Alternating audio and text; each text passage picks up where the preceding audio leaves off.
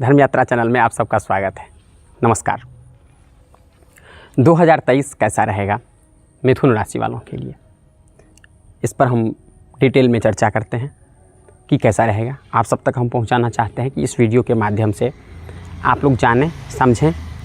और कई बार हम सोचने लगते हैं कि हमको ये नहीं हो रहा है, हमको ये नहीं मिल रहा है, हमको ये नहीं हो रहा है। तो एक चीज़ है यहाँ पर कि जितना होना है और जो होना है वो पूरे लिमिटेशन में है, उसका कैलेंडर तैयार है हमारे सामने में। वो हमको क्या कितना प्राप्त होना है, ये सब सारा चीज़ जो है ये 100% फाइनल है। बस इसमें यह है कि हम उस चीज़ को जान नहीं पाते हैं। हमको प्रयास करना चाहिए, लेकिन अगर उस चीज़ को हमको अचीवमेंट नहीं हो रहा है, प्राप्त नहीं हो रहा है, तो उसके लिए हमें बहुत अधिक घबराने की बात नहीं है। मुख्य उद्देश्य यही है ज्योतिष को समझने का। कहते हैं कि यदुपचित मन जन्मनि शुभा शुभम तस्य कर्मणः पंक्तिम व्यंजयति शास्त्र में तमस द्रव्यान दीपी। जिस प्रकार से हमारे घर में बहुत प्रकार के व्यंजन रखे हुए हैं, बहुत प्रकार के सामान रखे हुए हैं और अंधेरा में हमें कुछ भी दिखाई नहीं देता है, एक लाइट जला देने से हमें सारी चीज़ को दिखाई देता है। उसी प्रकार से ये ज्योतिष है कि हमारे पूर्व जन्म में किए हुए शुभ और अशुभ जो कर्म हैं वो इस प्लेनेट के माध्यम से दिखने लगता है कि हमारा शुभ कर्म क्या है और अशुभ कर्म क्या है, हमने जो किया है। चूँकि हमारे जो सनातन धर्म में जो इस चीज़ को मानते हैं उसमें ये चीज़ है कि हम पुनरपि जननम पुनरपि मरणम पुनरपि जननी जठरे शयनम, हम जन्म लेते हैं और पंचतत्व में विलीन हो जाते हैं, फिर से जन्म लेते हैं अपने माँ के गर्भ में, जठर में जो है, फिर से आते हैं, फिर से जन्म लेते हैं। ये भचक्र जो है ये चलता रहता है। और इसके चलने से जो है हमारे जो हम कर्म करते हैं, 3 प्रकार का कर्म होता है, संचित, प्रारब्ध और क्रियमान। तो क्रियमान जो कर्म हम करते हैं वो संचित हो जाता है, वही फिर प्रारब्ध हो जाता है। उस प्रारब्ध को हम भोग करने के लिए फिर से जन्म लेते हैं। ये क्रम चलता रहता है। इस क्रम को जानने के लिए इसमें क्या कैसा है, और एक चीज़ है कि जो सही है जो गलत है, हमने जो कर्म किया, इसीलिए है कि हम कर्म अच्छा करें कभी भी। अब अच्छा कर्म क्या है, बुरा कर्म क्या है, ये सब हम सब समझते हैं कि अष्टादश पुराणे से सुव्यास वचनम देवम परोपकार पुण्याय पापाय परवीडनम। हमें कभी भी जो है उपकार करना चाहिए, हमको दूसरे को भला करना चाहिए, कभी भी किसी को भूल से भी अपकार ना करें। ये बहुत बढ़िया बात है जो है, उसमें हमको किस तरह से करना चाहिए सब हम लोग जानते हैं। चूँकि हम लोग मानव हैं और हमारे पास नैतिकता है, हम समझते हैं ये सारी बातों को। तो ये चीज़ है। तो अगर हम सही कर्म करते हैं तो हमको सही फल मिलता है, लेकिन कुछ है कि इंस्टेंट मिलता है और कुछ है कि हमको थोड़े दूर में देरी से मिलता है इस चीज़ के लिए।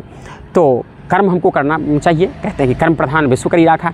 अगर हम ये है कि कहते हैं कि ज्योतिष वालों बहुत सारे हमको सुनने को मिलता है, बहुत सारे लोग हमको फ़ोन करते हैं, बहुत सारे लोग पूछते हैं कि आप कहते हैं कि ज्योतिष भाग्यम फलति सर्वत्र न च विद्या न पौरुषम, भाग्य से ही सब चीज़ मिल जाता है तो कर्म करने की ज़रूरत नहीं, क्या है। लेकिन ऐसी बात नहीं है। कर्म प्रधान विश्व करी राखा। जब तक हम कर्म नहीं करेंगे तो हमें फल की प्राप्ति नहीं होगी। कर्म और भाग्य ये दोनों पहिया है, इसमें दोनों का होना बिल्कुल। एक गाड़ी जिस तरह से पहिए के बिना नहीं चल सकता, एक पहिया अगर कमज़ोर भी होगा फिर भी वो नहीं चल पाएगा। इसी प्रकार से भाग्य और कर्म, हम कर्म बहुत बढ़िया करते हैं, अगर भाग्य हमारा अच्छा नहीं है तो उतना बढ़िया फल नहीं मिलता है। भाग्य हमारा बहुत बढ़िया है, हम कर्म नहीं कर रहे हैं तो फिर भी उतना बढ़िया फल नहीं मिलता है हमको। अगर अच्छा फल मिल भी जाता है तो फिर अगले जन्म के लिए हम क्या कर रहे हैं, फिर वही कर्म तो हम जो क्रियमान करेंगे वही संचित हो जाएगा, वही प्रारब्ध हो जाएगा। तो इस बात को हमको समझनी चाहिए कि हमको कर्म बढ़िया करना चाहिए। खैर, हम आते हैं इस पर। फर्स्ट हाउस से हम प्रेडिक्शन करते हैं स्वास्थ्य का, जो बुध लग्नेश है और साथ में चंद्रमा बैठा हुआ है। चंद्रमा द्वितीय है, चंद्रमा द्वितीय वाणी का हम प्रेडिक्शन करते हैं तो वाणी इनका बहुत बढ़िया रहेगा, ये बहुत बढ़िया से बोल पाएंगे। और बुध जो है 7th हाउस में बैठा हुआ है, जो इस पर दृष्टि हो रही है लग्न पर, तो उनका स्वास्थ्य बहुत बढ़िया रहेगा। चूँकि साथ में शुक्र भी यहाँ पर बैठा हुआ है, शुक्र पंचमेश है, सूर्य भी है, सूर्य तृतीयेश है। तो तृतीयेश का यहाँ पर होना और पंचमेश का होना ये बहुत बढ़िया है। एक हिसाब से अगर देखें तो बढ़िया है ये चीज़। और ये पूर्णिमा, चूँकि चंद्रमा और सूर्य जो है अपने 7th हाउस में बैठा आसपास है, बिल्कुल 180 डिग्री पे है, तो इसमें जो है ये इनका मन बहुत शांत होगा, ये अपने किसी भी काम को करने के लिए बहुत बढ़िया होगा। स्वास्थ्य भी इनका बहुत बढ़िया होगा। वाणी इनकी बहुत बढ़िया, अगर हम देखें तो कुटुंब परिवार से इनका संबंध बहुत बढ़िया होगा। धन जो है 2023 में मिथुन राशि वालों के लिए ये बहुत बढ़िया होगा। पराक्रम, साहस, मित्र, बंधु बांधव से इनका बहुत बढ़िया होगा। चूँकि यहाँ पर बुध जो है और शुक्र के साथ सूर्य, चूँकि पराक्रम में तृतीय जो है ये सूर्य है और ये सूर्य यहाँ पर बैठा हुआ है बुध शुक्र के साथ, तो बुध शुक्र के साथ सूर्य का होना ये बहुत बढ़िया है। आपका काम करने में बहुत बढ़िया मन लगेगा, ये चीज़ बहुत बढ़िया है शुक्र बुध को का होने से। अब जो है यहाँ पर 4th हाउस से हम प्रेडिक्शन करते हैं ज़मीन का, जायदाद का, वाहन का, स्त्री का। तो बुध जो है यहाँ पर 7th हाउस में बैठा हुआ। अब ये बहुत बढ़िया है, क्योंकि 7th हाउस जो है वो स्त्री कारक घर है, और यहाँ पर बुध शुक्र जो है ये भी स्त्री कारक ग्रह है। तो ग्रह का स्त्री कारक ग्रह भाव में होना ये बहुत बढ़िया है, शुभ सूचक है। और चंद्रमा की यहाँ पर दृष्टि है, तो ये बहुत बढ़िया है। स्त्री का सुख जो है, अपने बहन से आपको बहुत प्यार मिलेगा, बहुत सहानुभूति मिलेगी, ये बहुत बढ़िया है। अपने माँ से बहुत प्यार मिलेगा। लाइफ पार्टनर से जो पत्नी है या पति है उससे बहुत बढ़िया मिलेगा, चूँकि यहाँ पर सूर्य भी बैठा हुआ है, तो ये आपके लिए बहुत बढ़िया है। ज़मीन जायदाद वाहन का सुख मिलेगा आपको 2023 में मिथुन राशि वालों के लिए, ये बहुत बढ़िया है। अगर हम देखें तो 5th हाउस से संतान और एजुकेशन का हम प्रेडिक्शन करते हैं। बुध शुक्र 7 में 7th हाउस में बैठा हुआ है, तो ये भी बहुत बढ़िया है। एजुकेशन इनका बहुत बढ़िया रहेगा। बुद्धि बहुत बढ़िया, तीक्ष्ण बुद्धि लगेगी इनकी, क्योंकि सूर्य की जो है ना, सूर्य का जो रेडिएशन है वो बहुत तेज़ गति से आता है। तो बुद्धि भी हमारी बहुत तेज़ गति से किसी भी काम को करने के लिए, डिसीजन मेकिंग प्रोसेस आपका बहुत बढ़िया होगा। ये सारी चीज़ जो है, कॉन्फिडेंस पावर बहुत बढ़िया होगा। आप किसी भी काम को करने में धैर्य बहुत बढ़िया होगा, क्योंकि लग्न को सूर्य देख रहा है। ये सारी बातों में इसलिए पश्चिम सप्तमम सर्वे, सभी ग्रह अपने से 7वें स्थान को देखते हैं, सूर्य भी देख रहा है, तो सूर्य की दृष्टि से ये चीज़ बहुत बढ़िया होने वाला है। आपका 8th हाउस जो 6th हाउस है, 6th हाउस से हम प्रेडिक्शन करते हैं रोग का, शत्रु का, कैंपेटिटर का हम प्रेडिक्शन करते हैं। तो मंगल जो है आपका ये बैठा हुआ है, अगर हम देखें तो 12th हाउस में, और 12th हाउस में मंगल का होना ये बढ़िया है, क्योंकि यहाँ पर ये षष्ठेश है, और षष्ठेश का 12th हाउस में बैठना ये बहुत बढ़िया है। मंगल है क्रूर ग्रह, और ये मार्केस भी है, और इसका 12th हाउस में बैठना ये बहुत बढ़िया फल देने वाला है। ये 7th हाउस से हम प्रेडिक्शन करते हैं अपने लाइफ पार्टनर का।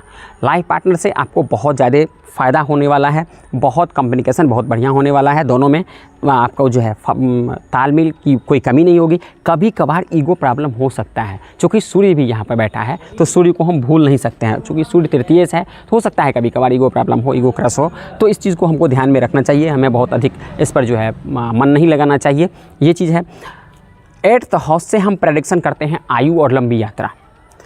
2023 में हो सकता है मिथुन राशि वाले जो लंबी यात्रा करें आप। अगर महादशा अंतर्दशा को भी हमको नहीं भूलना है, महादशा अंतर ये तो हम गोचर के हिसाब से बता रहे हैं आपको, महादशा अंतर्दशा भी देखना जरूरी आवश्यक है। लेकिन ये जो है कि विदेश यात्रा या फिर लंबी यात्रा का योग दिख रहा है आपको, क्योंकि शनि स्वगृही बैठा हुआ है यहाँ पर, तो शनि के स्वगृही हो जाने से ये चीज़ की संभावना प्रबल दिख रही है।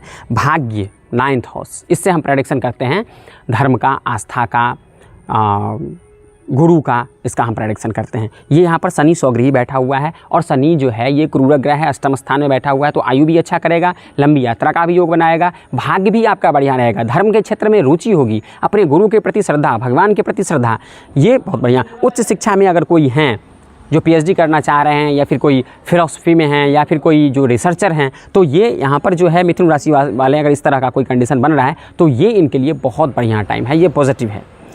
10th हाउस से हम प्रेडिक्शन करते हैं सत्ता, आजीविका, नौकरी, अपने पिता का, और ये बहुत बढ़िया है यहाँ पर कि मीन राशि का बृहस्पति का होना। अब कहते हैं किम कुर्वन्ति ग्रहा सर्वे यस्य केंद्रे बृहस्पति, जिसके केंद्र में बृहस्पति बैठा हुआ है, दूसरा प्लैनेट कुछ नहीं बिगाड़ सकता है, वो भी खास करके स्वगृही बृहस्पति। तो ऐसे अगर परमानेंट कुंडली में हो, जो जन्म के टाइम में date of birth, time of birth, place of birth के आधार पे अगर जो कुंडली आप बना रहे हैं उसके आधार पर अगर इस तरह की कुंडली हो, तो 100% हम कहते हैं कि ऐसा आदमी लेक्चरर बनता है, प्रोफेसर बनता है, रीडर बनता है, इस तरह का आदमी। क्योंकि यहाँ पर देख लीजिए क्या क्यों बनता है ये। बृहस्पति सत्ता, आजीविका, नौकरी का मालिक, स्वगृही, और ये विद्या का कारक। उसके बाद शुक्र जो वाक्पटुता, ये भी शुक्र भी जो है ये भी असुर का गुरु, दो गुरु केंद्र में। और उसके बाद बुध जो हमारी वाणी का कारक है, वो लग्नेश भी है, ये चीज़। तो यहाँ पर अगर हम देखें तो तमाम राजयोग, यहाँ पर शनि स्वगृही हो जाना, यहाँ पर बृहस्पति का स्वगृही हो जाना, राहु का 11th हाउस में बैठना, अपने घर का बैठना, अपने 11th हाउस में राहु बहुत बढ़िया फल देता है। तो और इनकम ऑफ सोर्स जो है, इसका ऑनर जो है मंगल, वो बैठा हुआ है 12th हाउस में। तो मंगल का 12th हाउस में होना भी ये बहुत बढ़िया है, चूँकि मंगल क्रूर ग्रह है, तो इनकम ऑफ सोर्स भी आपका बहुत बढ़िया रहेगा। खास में साथ में राहु बैठा हुआ है, कोई दिक्कत नहीं है। 12th हाउस से हम प्रेडिक्शन करते हैं एक्सपेंस का, तो बहुत अधिक खर्च नहीं होना है, क्योंकि यहाँ पर मंगल बैठा हुआ है, मंगल खर्च को रोकेगा, ये चीज़ है। तो आपका खर्च भी बजट में रहेगा। सब आपको ईचिंग आँख में प्रॉब्लम हो सकता है, क्योंकि वाम नेत्र का जो हम प्रेडिक्शन करते हैं वो करते हैं हम 12th हाउस से, तो मंगल बैठा हुआ है इसमें, तो वो थोड़ी समस्या हो सकती है। आँख लाल हो जाना, कभी कभार आँख से जलन देना, ये थोड़ी समस्या हो सकती है। और कोई प्रॉब्लम नहीं है। खास करके आप सूर्य को जल दें, चूँकि सूर्य 7वें हाउस में बैठा हुआ है। आप प्रत्येक दिन सूर्य को की पूजा करें, उपासना करें, उनको जल दें और आपका 2023 बहुत बढ़िया होने वाला है। बहुत बहुत धन्यवाद।